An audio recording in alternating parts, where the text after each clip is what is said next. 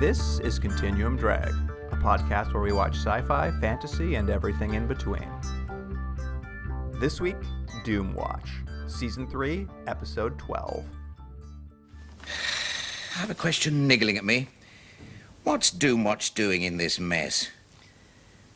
How is the future of humanity being threatened? I still can't get to terms with my brief. Bradley's putting it all into the computer and getting the same answer. What the hell's the official meaning of words like decency, depravity, corruption? What's the meaning of the word official? Welcome to Continuum Drag, the podcast whose delicate sensibilities are in tatters. I'm Luke, here with my co-host Jordan. What's real, Jordan? This is it. The last episode of Doomwatch. Can you believe we made it? We did take the escape pod, so... Yeah, we didn't really make it. I just realized as soon as I said it. For you, though, it was a slog. Yeah, it was. But we're back. We're for one last episode. And Jordan, it's an episode that never aired. Oh, that's right. You mentioned that. You know, I forgot. I forgot about that. Did it never air because it was too outrageous? Or is it because everyone's just done with Doomwatch at that point? People love Doomwatch, Jordan. I'll tell you what it was. What I've read, and I'll grant you, largely this is Wikipedia research, so you know, a grain of salt. I'm not a smart man. So when you say largely Wikipedia research, do you mean 100% Wikipedia research? I do mean 100%. Yes, 100% is very large amount I've done. But what it said was at the time that it was canceled and not aired, the reason given was due to the actual news footage of public executions used in the episode. Oh, right, yeah. But later that was sort of backtracked on as an excuse for a reason to pull it. And some indication is that it was really pulled due to there are some satirical analog characters, the real life people at the time, who they were a little worried about. They're too close. Yeah, annoying and like getting upset with them. I've got them here. I've listed them. There's a woman named Mary Whitehouse who's an activist who campaigned against social permissiveness and like was really taking on the BBC for its like, you know, they're showing our kids these things, you know, that kind of thing, which there's a character much like that in this episode. Another person they thought might be offended, according to this thing, was a gentleman named Cliff Richard, who is a British rock star. There's a rock star in this, and they're apparently were just like, I don't know if we can make fun of this rock star. Although, to be fair, they really don't make fun of him at all in the episode. I was going to say, it seems weird. You know, the other one's a little bit of a maybe slightly offensive take, but there's nothing there on that guy. You ever heard of Cliff Richard before? I had never heard of him. I know his name, but I can't think of anything he's done. I guess he had a 1958 hit called Move It, and was like largely, he's considered to be the UK Elvis. The name is familiar to me. That's as far as it goes. Fair enough. And the final person that is credited as being potentially offended was Lord Longford. Classic. He was one of those sort of hereditary aristocrats who had become a politician. He was known to be eccentric and to campaign for like kind of like unpopular causes or like outcasts and things. Like he'd campaigned for some prison reform, and he was part of the like decriminalization of homosexuality. Though apparently, don't give him too much credit. He thought it was an illness and did not like gay people very much. But he I think there's a character. There's a sort of a crazy politician / like, you know, titled aristocrat passed down through generations in this. So there were three possibilities, I guess, of like people they were like clearly mimicking that I guess maybe the BBC was like, we don't need to poke that hornet's nest potentially. They want to do what like Law and Order has been doing for years, the thinly veiled versions of what's happening in the real world. Yeah, that was Doomwatch. It was going to go for season 4. It was going to be real ripped from the headlines. That's right. And this is a bit of an interesting episode, and there's something about, as we get into it, I sort of agree with Quist right at the very beginning of this episode. He sort of goes in to talk to the minister, and they have this long conversation about what's happening. And Quist sort of makes this argument that, like, they're basically talking about, the quote they use is, the term is moral pollution. And Quist is like, I don't think this is a Doomwatch case. And the guy's like, no, it is. And I was like, I think I agree with Quist. I don't think this is a Doomwatch episode. Like, it's weird because it is, but it's more more than I think some of the episodes we've seen, it has like a viewpoint, and they want to discuss something that's in the news, as the show always does, but it's less of an investigation and more of just people making points. I don't know. I thought it was a weird one too for this team to be investigating. Did you feel the same way?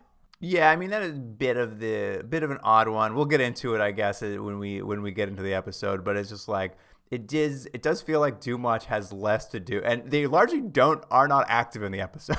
Yeah, that's what I mean. It's like it's not about them, and I mean the show's always very weird and sort of pedantic in the way they sort of very slowly go through information and connect it. But they're not even really doing that in this. It's just like it's other characters that are kind of having conversations, and Quist occasionally shows up and is like, "Hey, I got a big head." Well, Jordan, you can make up for that right now because, as we mentioned, we took the escape pod. So we've only watched 7 of the episodes. So that means there are 24 episodes we skipped over. Oh, that's not true. Yeah. There are 24 episodes of the show that remain in existence. I apologize. A bunch of them have been lost, and we've watched 7 of those 24. We've missed 17 episodes. I've pulled 4 possible titles of shows we didn't watch. They exist. They're the ones that you can still watch today, I think. So I've pulled 4 titles, though. I'm going to see if you can figure out what the plots might have been for these 4 episodes based on the title. Sure. One of the episodes we did not watch was called Train and D-Train. Obviously, it's an episode that takes place on a train. What's weird is this is, I've done this before. This is a crossover episode with Supertrain. And they're investigating. Supertrain comes off the rails, and they're like, well, there's no way Supertrain could come off the rails because it's Supertrain. And Buddy Hackett's also in the episode. Do you think it predates Supertrain, or Supertrain predates Doomwatch? I think Doomwatch came first. So they're imagining a potential Supertrain. It was a backdoor pilot, is what I'm saying. Oh, got it. What it was actually about, Jordan? Pesticides. I almost spit out my tea. That's so on point for Doomwatch. You're like, oh, that sounds exciting. They're like, pesticides. You're like, let's see what else is on. The next episode title, Jordan, By the Pricking of My Thumbs. This actually, weirdly, I would think it'd be the pesticide episode because Quist, a well-known gardening man, ends up cutting himself and getting this major infection, and he might lose his arms. And so it's up to what's the guy's name who always wears the cravat? Ridge. Ridge. He has to go kind of lone wolf, as he likes doing, to try to figure out what's been done to these plants. And you find they've been genetically modified, and it's like a GMO episode. It's actually about a kid with an XYY chromosome. Again, I should stop taking a sip of tea when you start telling me. Yeah, that's much better. That's a better episode. That's funny. All right, I have a feeling you're going to be... It's not funny. It's probably not terribly sensitive, but... I have a feeling you're going to start percolating another crossover episode for this title. The Iron Doctor. The Iron Doctor? What's the crossover show? I don't know, RoboCop shows up or something. Oh, no. What I would love is Kolchak to show up in any of these episodes, make this show way better. But Kolchak's not showing up. So it's called what? The robot what again? The Iron Doctor. This is, again, I just like injuring Quist. Quist ends up collapsing at the office, and he's like in a coma, so they put him in like an iron lung sort of thing. And the only way he could communicate is through this doctor who starts giving crazy orders, and he's the Iron Doctor. They have to investigate to see if it's actually stuff that orders Quist is giving, or if this doctor has some nefarious plans. It doesn't sound like a Doomwatch episode at all. The Svengali episode? Is that what the kind of Svengali thing? Yeah, that's right. It's about what if a computer ran a hospital? Man, that one's not so good. And finally, Jordan, your final title of an episode we did not watch. The Human Time Bomb. Yeah, this is the plot we just saw in a RoboCop episode where RoboCop's a bomb. The Human Time Bomb it's actually more about genetics, and what they find is that a pharmaceutical company, some medication they have, people are just spontaneously combusting in London, and they're trying to investigate if there's a connection between, I don't know, the deodorant they're wearing and the jelly babies they're eating. So close, Jordan. In this episode, Doomwatch investigates high-rise apartments. Like just for what, mold? I don't know. I didn't watch it. That sounds boring. All right. Well, Mine's way better. I know you're chomping at the bit to talk about this episode, Yeah. so let's get into it. Okay. Here's the IMDb summary for Season 3, Episode 12, Sex and Violence. Doomwatch's Anne Tarrant and Spencer Quist are placed on a government committee investigating whether the UK censorship laws should be revised. The committee's work brings them into contact with both anti-pornography pressure groups and a man who hopes to one day be a dictator. Yeah, okay, I guess that's kind of the plot. He wants to be a dictator? I don't know if that's exactly what he wants, but... He did say it specifically at the end. Did he? He wants to be a dictator? Okay, I take it back then. This guy's right, I'm wrong. Is this a new character? Is this lady a new character? Anne Trant, we can get into this, I guess, because you've already kind of covered what the episode's about, moral outrage and whether, like, censorship laws, blah, blah, blah. But, yes, there's a character that appears here, and she is on the committee looking into this thing. I believe the committee's called, I wrote it down somewhere. It's gone now. It's somewhere lost in my notes. But she's on this committee that is not Doomwatch. It's a separate committee looking into obscenity to give a recommendation to the government. And her name is Dr. Anne Trant. She joined the regular cast in Season 3, Jordan. But you should recognize her as his psychologist from Season 2, Episode 1. Oh, because I wasn't sure if I seen her before. Oh, so she's... Oh, that's weird because they were like going to go on a date. So there's a real will they, won't they. There's a Sam and Diane going on between those two I didn't know about. I mean, what's interesting is she's largely not in Season 2 from what I could tell from the IMDb credits. She just comes back in Season 3 as a regular cast member. Well, I mean, it's interesting for the world. And she, as we sort of mentioned at the beginning, Ridge isn't in this. The other doctor character gets a small little scene. And she's I would say the main character in this, or at least she gets the most screen time. Yes. Because as you said, she gets put on this group. The minister wants someone from Doomwatch on it, and what it is it's a group that's brought together of people of varying backgrounds and varying opinions who are going to be discussing and whether a censorship law should be changed to become a little bit more rigid as to what entertainment people can see, whether it's movies, plays, books, whatever have you. So should there be more censorship of these sorts of things? And this group gives a recommendation is basically what it is. And let me tell you, it's as exciting as my explanation is. I did like the kickoff of this episode. As you mentioned, the minister comes in. They want Doomwatch to look into it at the same time, separately but parallel to this committee. And I did like, because Quist is immediately just like, why? Like, this is not a Doomwatch thing. And the minister's just like, we want you to look into it because we trust your opinions. He's like, oh, wait, you don't want to have to do anything. You just want me to give the recommendation you know I'll give you that changing the laws is pointless. And he's like, yes, that's what I would like you to do. Yeah. It's which I did think was pretty good. And I'll give this for the episode. There's something very familiar about it because, again, this show is 50 years old at this point, and a lot of the arguments they make are things you've heard over and over ad nauseum over time if you're interested at all about censorship or that as an issue. All the points are things you've heard over and over and over. I don't know how fresh they were at this time or how revelatory they were at this time. I don't think it matters, but it did have that feeling like, oh yeah, they're making these points, for both sides that have some validity. But looking at from a modern lens, I did find it a little bit like, I'm like, okay guys, like catch up. Which isn't fair, I realize. You were annoyed that they were discussing this because you're like, we already know this in 2024. No.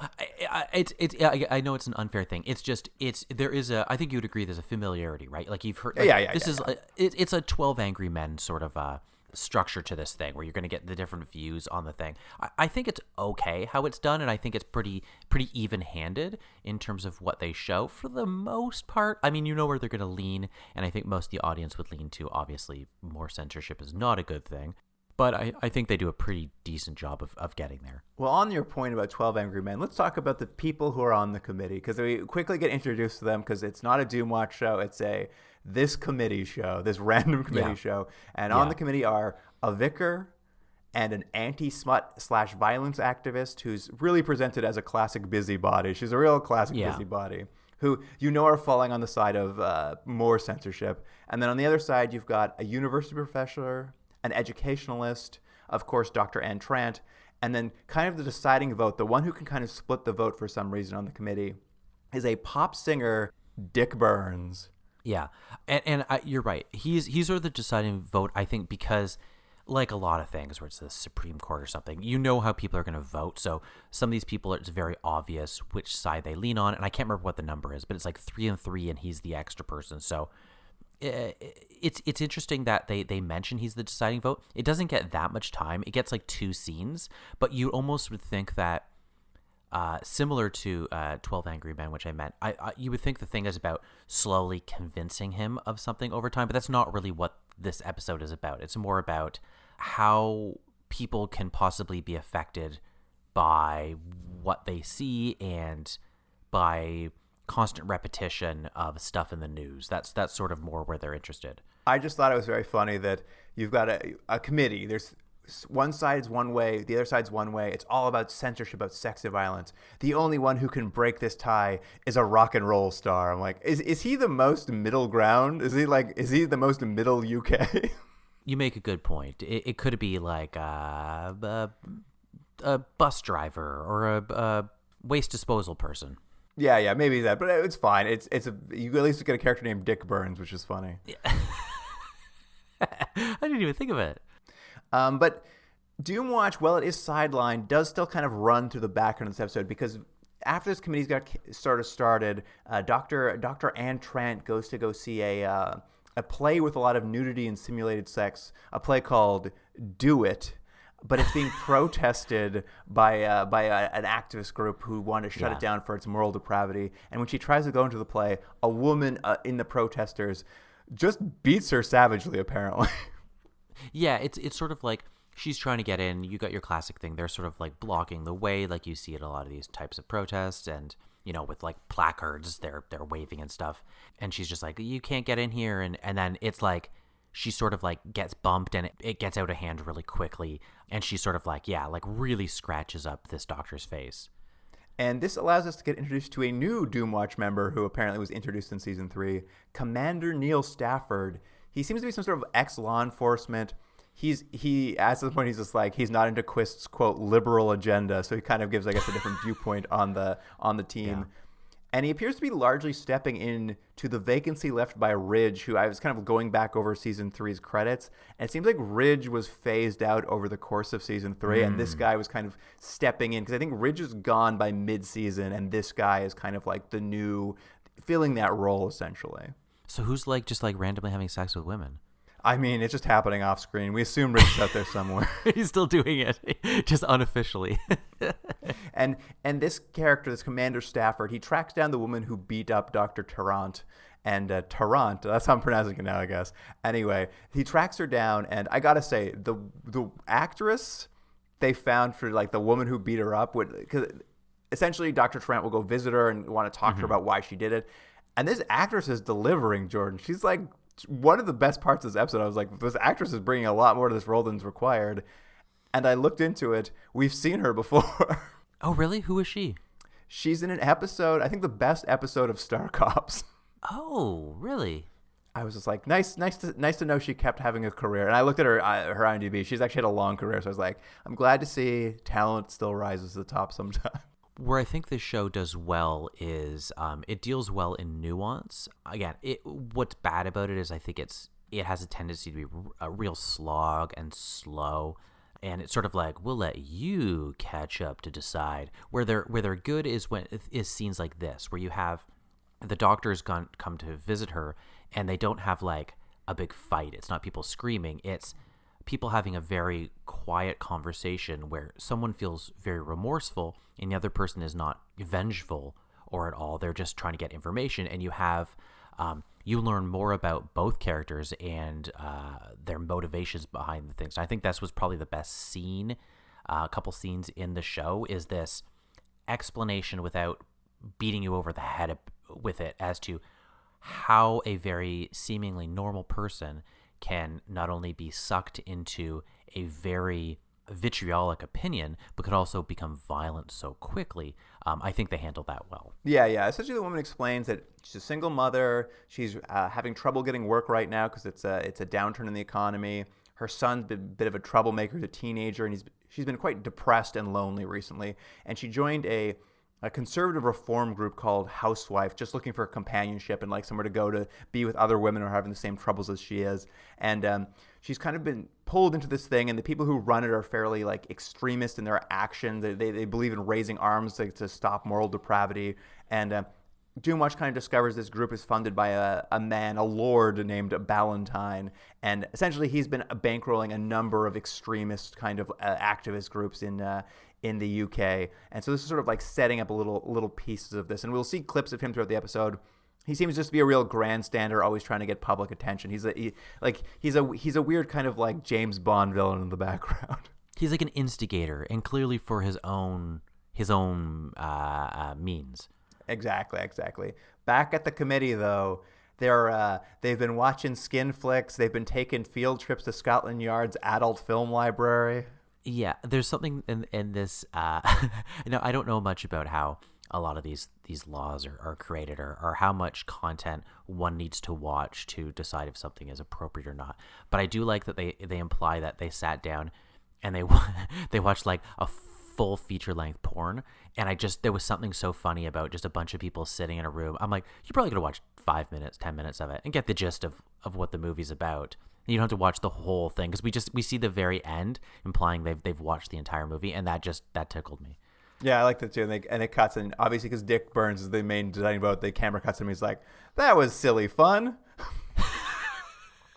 Yeah, and also, what was the plot of the movie they were watching? It was some sort of orgy or something, wasn't it? Yeah, who knows? It looked really silly. It did look really silly. He was right about that. Yeah. But they go through this sequence, and at the end of kind of the sex portion of the episode, they basically Dr. Anne Tarrant gives a report essentially on like the woman who beat her up, but in UK in general, and the idea that like there's a lot of repressed sexuality among UK citizens, and that causes them to seek out these sort of like adult entertainments, and it's largely due, they postulate, due to like a lack of sexual education, which leaves them curious about it, but like ashamed and not sure where to go, and so they go to these seedy places to watch it. And that the issue isn't so much the pornography, but the like lack of education is the problem. Which is something that comes up in this, and I think is a good point, and something they sort of keep coming back to is, and I think is it the professor character? He's the one who sort of gets these a little bit longer speeches, and I think they're well written, and he makes very articulate, sensible points about all this. Is sort of like, it's not so much about what you guys are getting upset about. It's all these other factors that we're not considering because we're too busy getting riled up in this sort of like, it's like we're focusing on the values instead of the issues at hand, sort of thing. Yeah. And so about halfway the episode, they finish the sex portion and move on to the violence portion. And I love it when this starts, when they're like, let's get into violence. The anti-smut violence advocate woman, who's like presented as a very stereotypical busybody, she's just like, out of nowhere, she's just like, I've got a suggestion. What if we made a very violent movie for children and saw how they reacted? I was like, excuse me? Yeah. She's like, why don't we do this? This is pretty easy. Everyone knows how easy it is to make a movie. We'll just find a director, a cast. We'll put together a really violent movie, and we'll have normal kids watch them and then see how they respond. And it was the professor character was just like, okay, well, let me point out the 8 million problems we have from putting together the movie to us qualifying what anything means, from normal children to violence in itself. It was just, I thought it was a pretty funny scene too.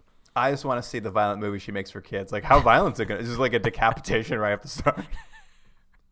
Yeah, it was a pretty funny scene, and I will say to the point where you made at the very beginning of this episode, where we were discussing, or you had mentioned that there was a possible, worry about maybe litigation or making a parody of someone that's too close. She's probably the most offensive if it was based on you. Like, she's, you know what I mean? Like, it's like she's more of a caricature than the other people. If you were advocating against the BBC and then this came out in the BBC, you'd be like, I'm suing you guys.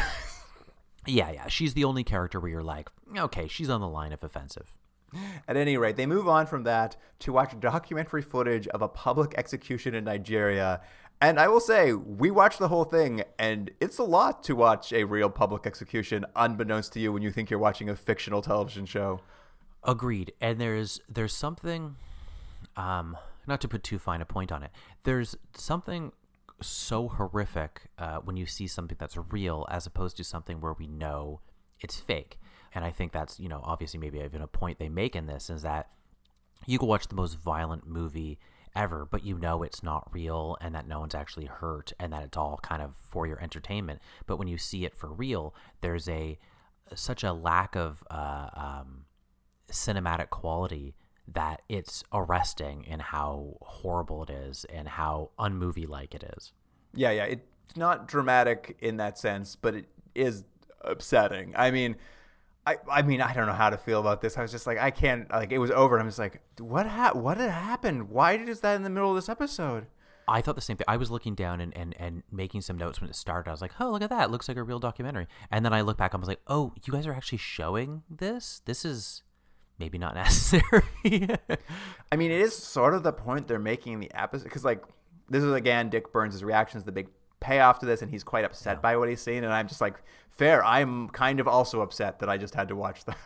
So, I mean, maybe that's what it is. It's just an effective means of getting that point across. But yes, that's the point, is that he is visibly moved by this, and I think he even makes that argument of like, well, you're seeing people actually suffering. How can you not see the difference here and how bad this is? Exactly.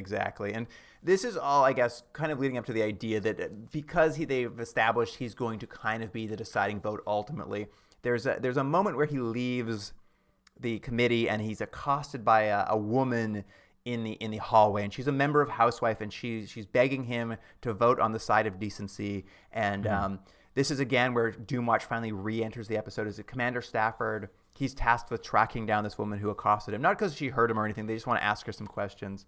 And when they find her, he shows up and she just starts ranting about communist conspiracies. She's very racist. And she just starts going on and on about how what the UK needs is a strong man to take control, and that to let the businessmen run the country and not the politicians. And this is sort of like our twist in to show the final character of the episode, Dr. Lord Valentine. Yeah. No, there was at this point of the episode, I made a note, and it would take the episode in a very different direction. And I think it would be a different message than the writers of the episode are trying to get across. But I thought it would be interesting in terms of a quote unquote Doomwatch episode where they're investigating something different that is happening, that's affecting people. It would be interesting if they had actually found there was something in the air or something that was actually making people aggressive or making people have these very rigid points, and it was like, oh, it's because this chemical imbalance caused by something. I kind of thought they were going to go in that direction, which was interesting. Again, not the episode they're looking to make, I think, but I think maybe more of a Doomwatch episode. Would you agree with me? Yeah, I mean, it's an odd episode because it isn't really a Doomwatch episode. I mean, it does, I think, technically like it's interesting because it's like they're looking at if every episode of Doomwatch up till now has been about like some potential ill or some potential technology that could shape humanity one way or the other for good or bad. And now we're looking at one, probably a sign of the times, this concept of like worrying about sex and violence in TV and in movies. It's interesting. Like it almost floats into the purview of the show itself, but much like in the show itself, they can never quite find a way to make it fit Doomwatch. Yeah, I don't know. It's odd. It's an odd episode. And I don't know. Yeah, I don't know quite how to feel about it because it both is and isn't a very good Doomwatch episode. I sort of felt the same way. I think maybe the problem that both of us had is the topics are interesting. They're presented well. The characters are all, again, like the conversations are pretty nuanced and pretty insightful.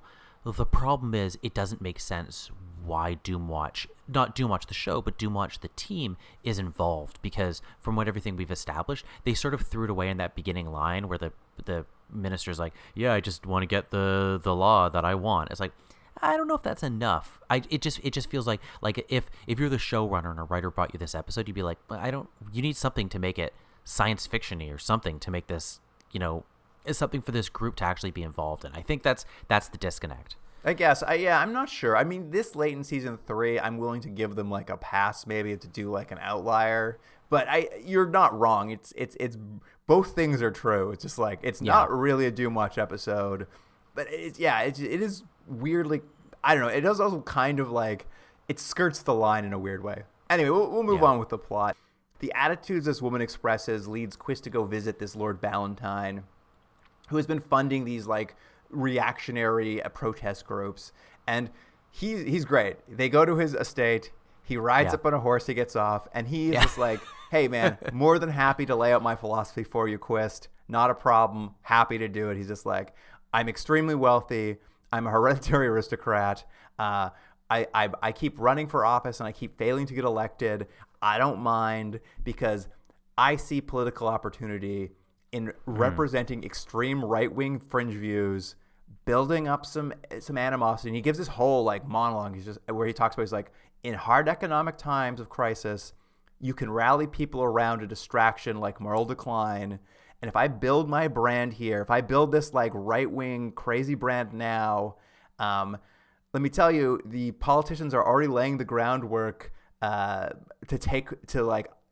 cause capitalist collapse anyway. And when that happens, I'm just going to step in, and I'm going to be the guy who gets to be the strong man. He lays out a very good argument. And he makes one quote to your point that I wrote down that I thought was really great. He just said, "The greater the vacuum, the less ridiculous I shall become." And I thought, yeah, that was it. And it's an interesting thing that sort of ties this all together, that despite everyone's view, valid or not, or informed or not, there is someone more likely than not pulling the strings in one direction or not, at the very least to turn the dial on outrage, which gets people, locked in their point. And I think it's an interesting point to the episode. I feel like it maybe came a little late, which is kind of what I feel a lot of the Doomwatch episodes, like they take their time so well to explain things, where I'm like, maybe this was the more interesting topic of that there are outside forces that may not necessarily have everyone's best interest at heart, that are using you as pawns to get, to do some other great damage that's probably in their own self-interest, Yeah. And I mean, it's sort of, his point is just like, it's a bad economic times, so I can spur on moral outrage because it's easier to deal. It's easier to do that than fix the problem. And the politicians out there, they also don't know how to fix economic crisis, so they'll spend all their time worrying about a moral outrage and ignoring the crisis, making it worse, and making like he talks about just like people turn on each other at this point, and this is just like it's a vacuum I'm creating for myself. And like right now I look like a clown, but I'm not gonna look like a clown in 20 years. And it was interesting, and also just like annoyingly relevant today. I was just like, I hate this so much. Well, and that's, I think I was a little clumsy at the beginning of this episode, is that you're right, it's annoyingly relevant today. The points we've heard throughout the episode, to what I say is like, you've almost heard them ad nauseum, and it's not that they're wrong, it's just that we've heard these arguments over and over and over. But you're right, the problem is that it's so relevant today because it's the same talking points over and over, and nothing actually ever changes. Well, and I mean, even just his his monologue is like, if we just keep doing this long enough, we'll break down democracy enough where we can go totalitarian potentially. And I'm just like, why are you saying this in 1970, whatever? And why am I like living in a world where we're all worrying about that now? Yeah. At any rate, here it is, the Purvis Committee. I knew I wrote it down somewhere. The Purvis Committee wraps up. Dick Burns, he votes against changing the obscenity laws and keeping them like in place. He's not giving into moral outrage, and the committee recommends no action going forward. Back at Doomwatch, they've kind of like left this like thing, like every now and then when they check back in with Doomwatch, the guy who runs the computer is always just like, the computer can't do this. It's not enough data, or it doesn't make sense. Like you're asking the computer to make a moral decision. It was funny. It was very much like a bad manager thing. Quist comes into the room and he's like, find out if violence in the news affects people. And the guy's like, how am I supposed to do that? He's like, punch it to the computer. And the guy's like, do you know how many variables I'd had to put in to somehow come to that answer? And Quist is like, just do it. Isn't that what computers are for? And like walks away smoking a pipe. I'm like, Quist, you idiot. But the computer has spit out a final report on whether making stronger sending laws would do anything, and the report says no change noted if you make the laws stronger. Yeah, yeah. And we end the episode and we end the series with Quist wringing his hands over the idea of Hitler, who, as he says, started as a political clown, but eventually grew to be democratically elected and subjugate all of Germany. Is this our future, he worries? Yeah, so here's where this was the point where I think they have to lose a point. I don't want to hear Hitler's name, so as soon as Hitler was brought up, you lost me, Quist. 1 point minus. I mean, at least it was only 30 years after, not the current 70 years after, where we still bring him up. Yeah, I know. That's what it is. I'm just exhausted of how long are we waiting? Wait. Hitler's brought up. Well, Jordan, do you have any final notes before we get to ratings?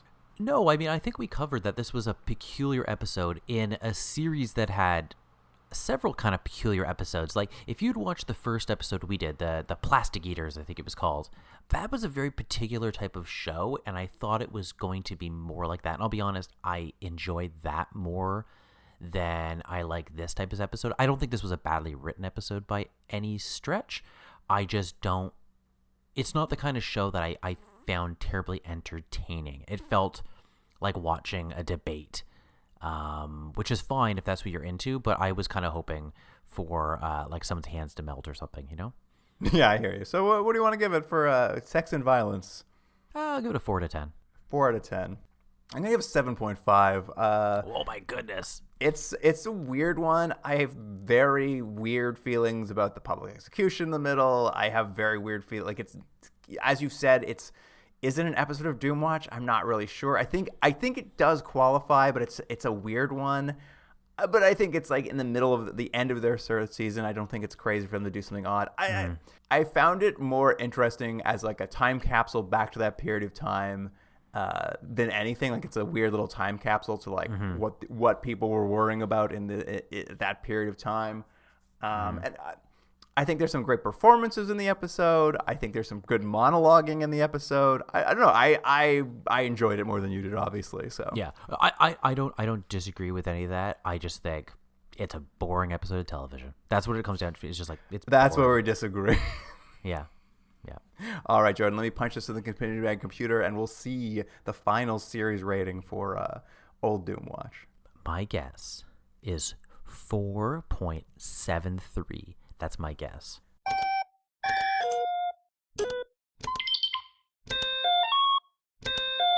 The final rating for Doomwatch is 5.04. 5.04. So your 7 just took us above the 5 by the end. Much like your 1 took us below. That's true. I gave 1. Oh, it was that Welsh episode. I was like, I can't watch this show anymore. But that wraps it up for Doomwatch. I think we had a pretty good run of it. Mm-hmm. I think we covered that. I mean, we only really missed 3 episodes more that we were going to watch. So I don't think we really missed much. I got a good sense of the series. I think if anyone demands we go back for bonus episode charity, I'd be happy to do it. I've enjoyed watching it, but I don't feel like I need to see more. I'm on vacation. I can't see it that time. I'm busy. Sorry. But as we wrap up the episode, you of course can email us at continuumdrag@gmail.com if you have anything you want to say to us. And on Instagram, Twitter, and Facebook, we will have clips from this episode, the final episode of Doomwatch. A lot of talking, a lot of people talking, debating stuff. Yeah. I promise you there will not be a clip of a real public execution. There's just no way. I'm not putting that up for sure. There's some weird stuff in it. I think there's just like shots of I'll put a shot of like Quist looking off into the horizon wistfully. I mean, there's not a lot of action to pull, but see what you can do. Yeah, I'll see what I can do. But that wraps it up for all of Doomwatch listeners. So thank you for joining us as we went through that. And Jordan, I will see you next week for something new. All right, I'll see you then. Can't get enough Continuum Drag? Commission a bonus episode for charity. Want us to watch an episode we missed after using the escape pod or during a best of run? No problem. Is there an episode of a series we've never watched or a TV movie you want us to cover? You got it. Wish we'd comment on your favorite movie, content, or other weird media? Sure, why not? All you have to do is make a donation to one of the charities selected by past guests on our website. We suggest a donation of $50 per television hour of content we're watching, but everyone's means are different, so give what you can. Get all the details about bonus episodes for charity on our website, continuumdrag.podbean.com, or follow the links in our social media profiles. Continuum Drag is recorded in Ontario, Canada, and Seoul, South Korea. Theme music by James Rick Seidler. Produced by Jordan Dullock and Luke Black. Special thanks to Aaron Hughes.